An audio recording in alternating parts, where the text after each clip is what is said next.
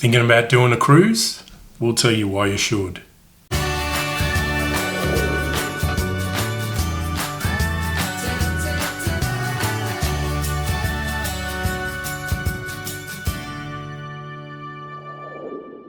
Hey everyone, welcome back to Ski Club TV. I'm Mark. And I'm Leanne. And we're going to talk about cruising. And more importantly, why you should do cruises and why they're a good travel option. Because it's a little bit polarising, isn't it? It is. Yeah, it is. There's some that go nowhere. Yeah. And I can see why. And I was firmly in that camp until a good friend of mine who's sitting to my right convinced me years ago, no, you should do a cruise, Mark, while you're in the US. And, you know, I'm one of these that try everything because if you have a bad experience, you don't do it again. What you lost, $1,000 in a week. And exactly. You could end up being addicted. Yeah, I'm not quite in the Scott territory of addiction, but in fact, I've done a few. We really wanted to have him on today, but we gave him short notice. But he will be on future episodes talking about cruises. He's our cruises expert. Taught us everything that we know. He's very present on the Facebook group, so I'm sure you've seen and enjoyed posts. Long-time friend. Yes, very much so. So, Mark. Yes. Why did you, when did you first cruise? Right, so we booked a trip to the US back in, Lauren was 7, so it was 2012. When the dollar was $1. $1.02, in fact, felt like a millionaire. Anyway, so we were going to the US for 5 and a bit weeks. Yeah. And we were at work. Yeah. Is this your first visit to the US? Indeed. Yeah. So that's why I was picking your brain severely and Scott's. And both of you, I think we were sitting having coffee or something, talking about our trip and the planning for it. It was like almost a year out. And both you and Scott said, are you doing a cruise while you're in the US? And I said, no, cruising isn't for me. And both of you said, no, you should give it a go. They're so cheap out of the US, blah, blah, blah. And you were near the Caribbean. Correct. Yeah, so that's... So I was already going to be in Orlando. And, thankfully I listened to your expertise. We probably wouldn't have let you out the room unless you booked. It's not the first time you've harassed me into doing something. That's a story for another day, you and Scott. Anyway, you convinced me. You said, look, you should do it. And you were certainly correct in regard to the price. So we ended up doing a 7-night cruise right in the middle of our 5-week trip. Yeah, what month was this? So it was September. Oh, hurricane month. Yeah, so it was September in the US. But that is a good time to go because it's outside of school holidays in the US. Yeah. And we paid $330 per person. Oh, why didn't I go? For 7 nights on the Carnival Dream, which was a 5-star ship. Wow. At that time, I assume it still is, back in 2012. Wow. And the itinerary went to Nassau, Bahamas, St. Thomas and St. Martin. So the US and this was Islands. Out of Orlando? Yeah, so it was out of Port Canaveral. Yep. Yeah, which is and out of there. Which is really close. If you're ever there, make sure you do a cruise, but also do the Kennedy Space Centre. Yeah. It's really close to the cruise terminal. Yeah. So I guess let's talk about my reticence to doing cruise, right? So the reason I thought I wouldn't like cruising ended up being the exact reason that I needed to do the cruise. Okay. So my thing is always, if I'm traveling somewhere, I have this real need to try and do everything that I can. Oh, okay, right? yeah. So I have this, I don't like to be sitting around when there's something else to see, something else to do. Yeah. What I found with the cruise, especially as part of a big trip like that, 5 weeks can be full on. Yeah. Especially when you're at Disney World, you're doing things. We did tours to the Grand Canyon and different things. Anyway, so every day was jam-packed. Yeah. There weren't a lot of days of just relaxing and sitting around. So what this 7-night cruise did, and we did it, so we basically did Anaheim. We did 6 nights in Anaheim, LA. Yeah. We then flew to New York. We did a week in New York City, and you can imagine that's pretty full on. Yeah. A lot of walking, a lot of tripping around, looking at stuff. And we then flew to Orlando and took the cruise the next day. Oh, okay, before Disney World. Yeah, we hadn't been to Disney World yet. That's probably a really good idea if you've been full on. Yeah. And it was perfect because it enabled us to recharge our batteries. Yeah. Like, it was 7 days, and there were a few sea days. And what a cruise does that nothing else does is it forces you to relax, because you're, for want of a better term, a captive on that cruise ship. So you have no option. Like, don't get me wrong, there are things to do and things, you know. You can do as much or as little as you want. Yeah. But, you know, you're forced to relax and recharge your batteries and all that stuff. And it was everything we needed. Like, Lauren was only 7.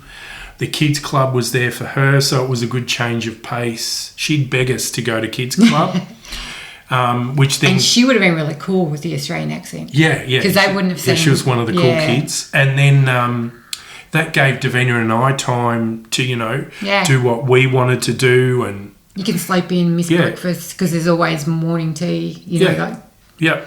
So, I ended up really enjoying it, as did Davina and Lauren, like all of us. So what did you particularly enjoy about that first cruise?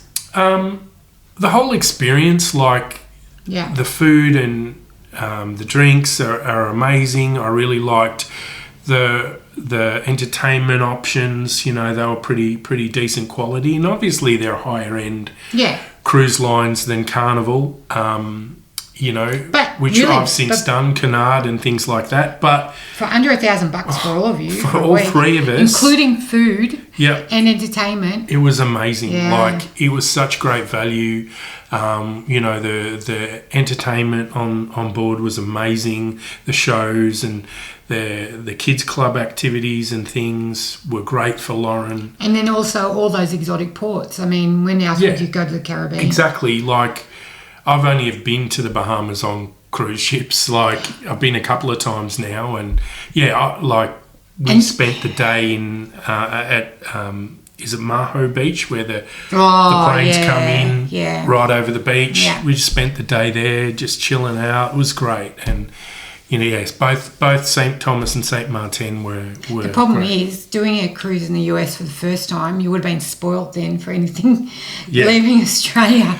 Look, Australia definitely has its own flavour. I don't mind Pinot cruises and stuff, but they're not up to the standard. No, they're not. And there are various levels. Mm-hmm. Like, we did the Carnival, I think it was the Legend, out of Australia. It was the Spirit of the Legend. I can't remember which one. Yeah. We did a cruise on that as well. And there's no doubt, obviously, you're talking at a different end of the market there. But it was still fun. Like, you just have to go in with a different level of expectation. You can't expect, you know, a 3.5 star ship to provide the same experience as you're going to get on, you know, Queen Elizabeth. The experience is pretty good. It's not like if you go and stay at a 3-star hotel compared to a 5-star hotel, I think there's a big difference. Yep. But I don't think there's that big a difference between, like, your Carnival. Well, mostly they're 3.5. Well, there's no difference in relation to the food, really. Yeah, no, I don't think so. Because the dining room is the dining room. That's right. The food is generally of the same quality.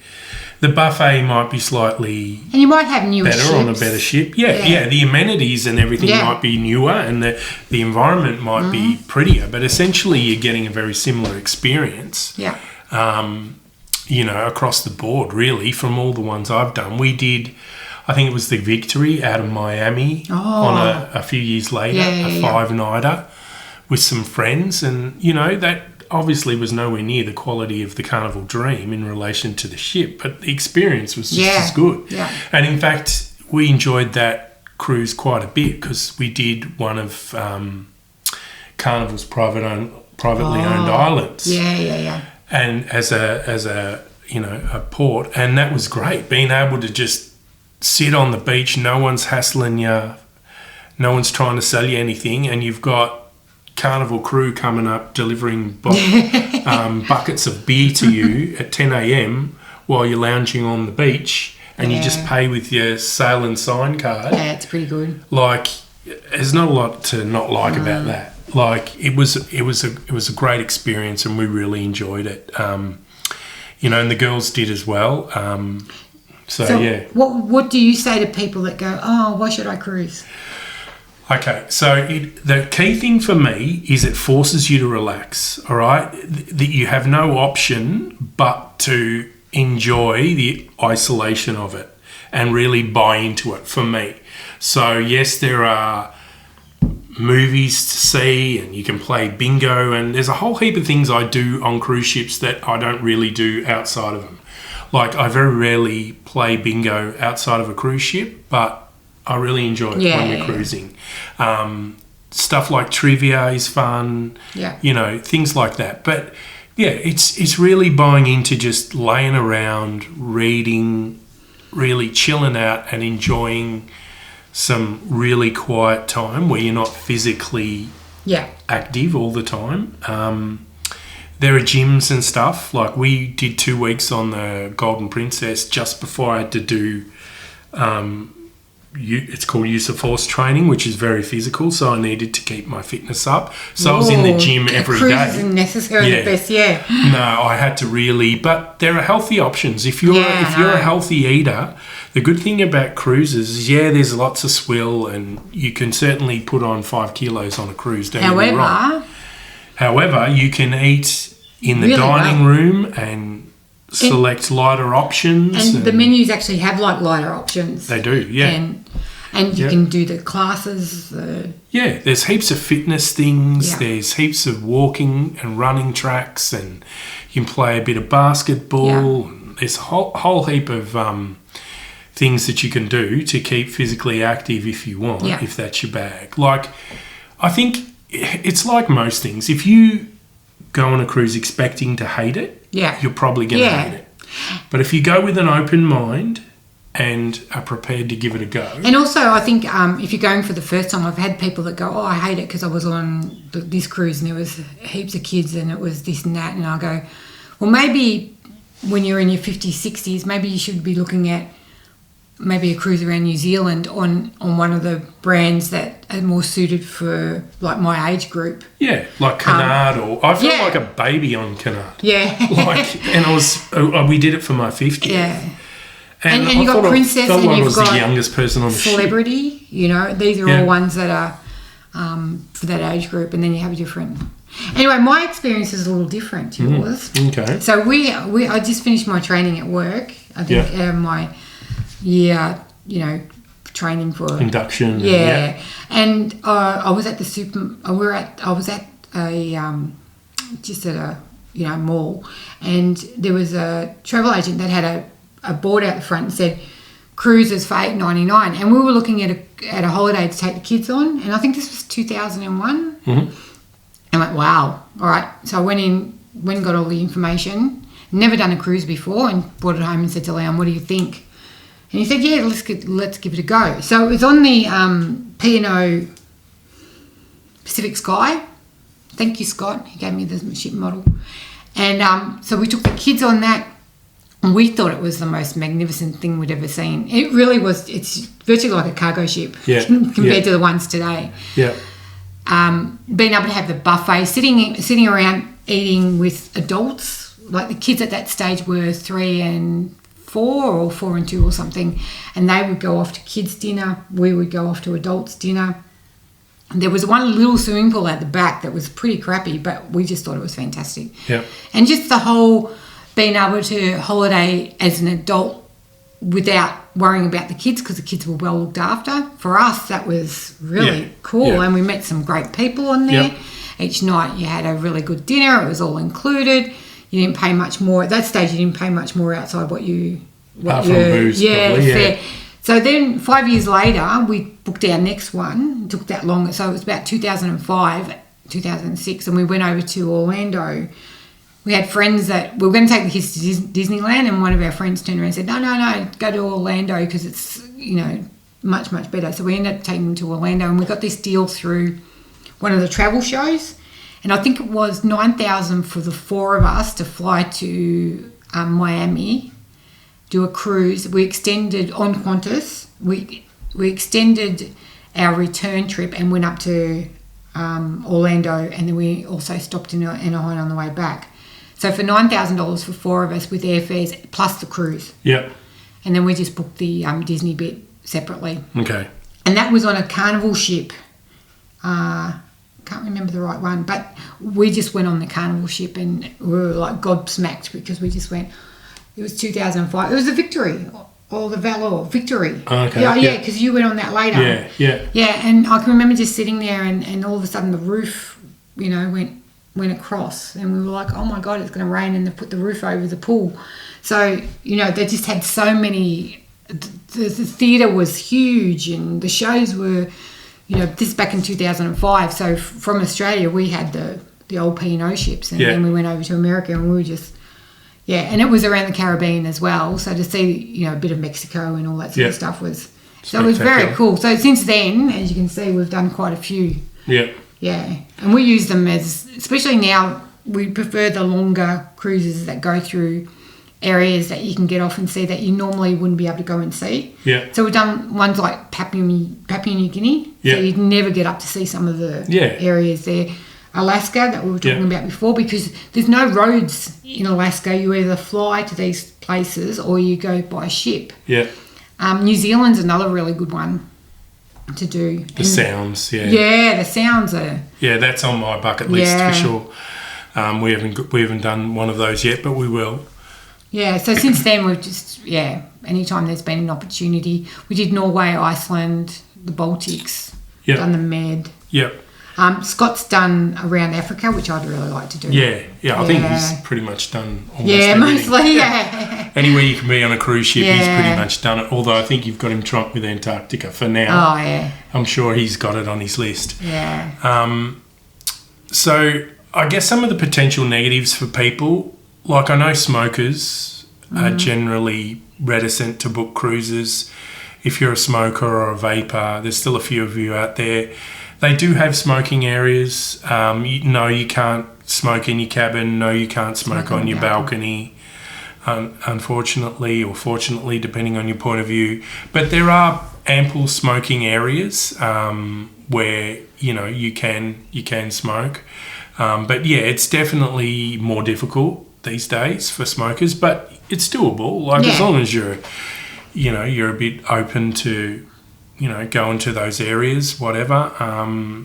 We've spoken about activity. It's there if you want it. The service levels are amazing. Yeah, your room attendant's always really good. We like the trivia. Yeah. Yeah. We like the lectures that you go on. Yeah. They have really interesting speakers in the lounges because obviously, the theatres are sitting vacant for most of the day. So they do things like either show a movie or they'll have a guest speaker. Yeah. And some of the ones that we've sat in on have been really interesting. Like one we went to that springs to mind was a guy who was instrumental in saving those kids that were trapped in the cave. Oh. Yeah. So I think I was on that cruise with you. Yeah, maybe you were. It was a cruise we did together. Anyway. Yeah. So that's one that really springs to mind that stuck with me. Things like that. I also think they used to have out of Melbourne, I hope they bring them back, like 3-day cruises where you can go off to nowhere and then you come back. And if you're going with a group of friends, that's a really cool 3 days away or 4 days away. Going cruising with family groups is also really good because everything's paid up front, so you're not paying out for this dinner, that dinner. To think that you get 3 meals plus snacks whenever you want them. Room service, it's crazy. What about the controversy of an inside room, window or balcony? Look, I've done it all. There's no doubt a balcony's nice because you have that fresh air option readily available. Like, don't get me wrong, if you're on an interior cabin, there's no windows, there's no porthole, there's nothing. You're a elevator ride and a 2-minute walk from being in the fresh air. That's right. It's not like you're in a crypt where nothing's available. And you always sleep really well on the inside. Yeah, because it's pitch black And once you turn the The level of service and the level of what you get from an inside room to a balcony is exactly the same. It's not like you're getting more because you've paid.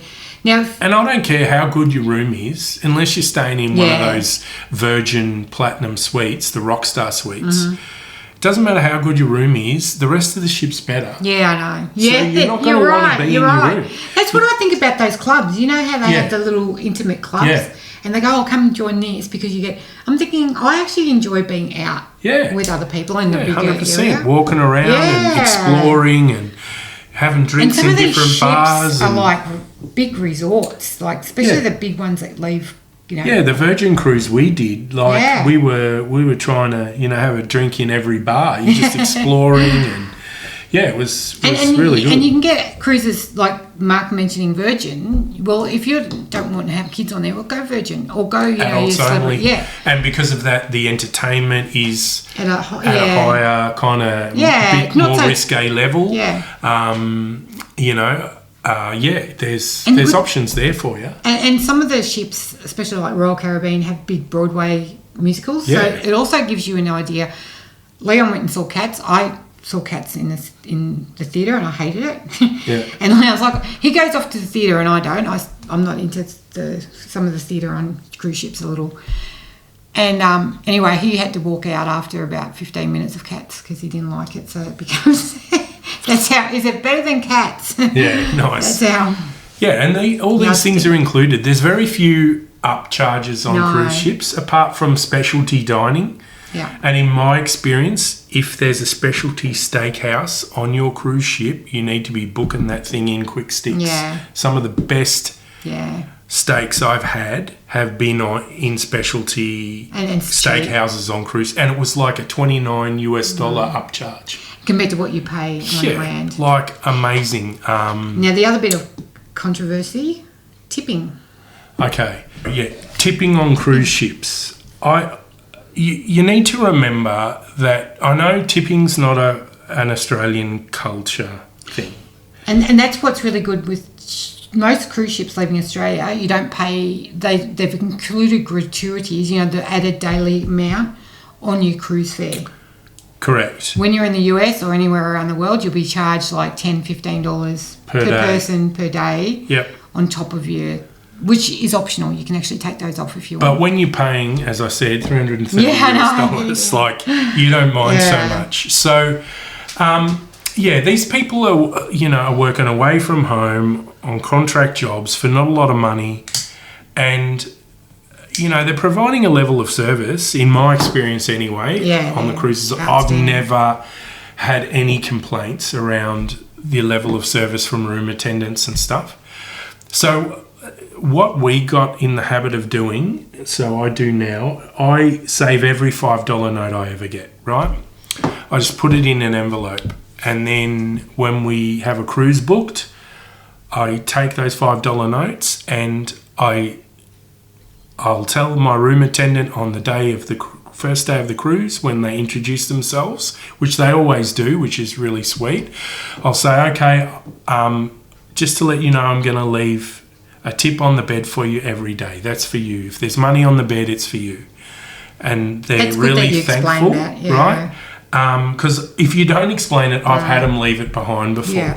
And they know... They can get accused of stealing. Yeah, that's right. And they know that you're a tipper and that you're going to look after them. So generally I'll give them a tip then and there, and I'll say I'll leave you a tip every day and then I'll look after you at the end. And it's for us, like, say you're on a 7-night cruise, right? I tip the guy $20 at the start, $5 a day, $20 at the end. It's $75 added onto the cost of our trip. So it's literally nothing. Yeah. Like, what can you get? That's less than if I buy McDonald's for my family, it's that almost. What about you'd also tip your waiter if you have the same one every day? Yeah. So we're in the dining room. Again, this is what I do. I'll also tip my drinks waiter and the food waiter. And if the service has been really good, I'll generally tip the maitre d' or whatever on the way out as well. So, that might be 3 more tips, Yeah. Again, I'll just give them a wad of 5s. So, even if your tipping's $200 or $300 even on a longer cruise, again, you're talking about people who are not working for a lot of money, providing really good service. And, ideologically, we can get into the argument of whether they should be better paid. Do you leave your gratuities on, or do you take them off? I leave them on. Yeah.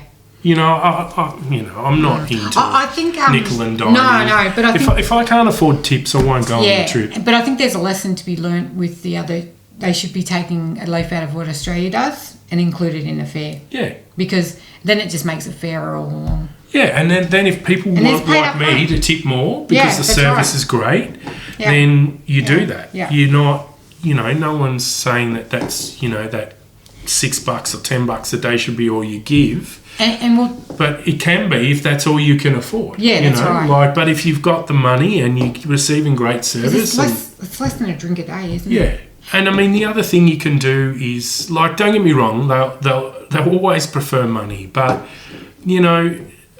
I've bought cartons of cigarettes for people. Like, I've asked room attendants, is there anything I can get for you while I'm aboard?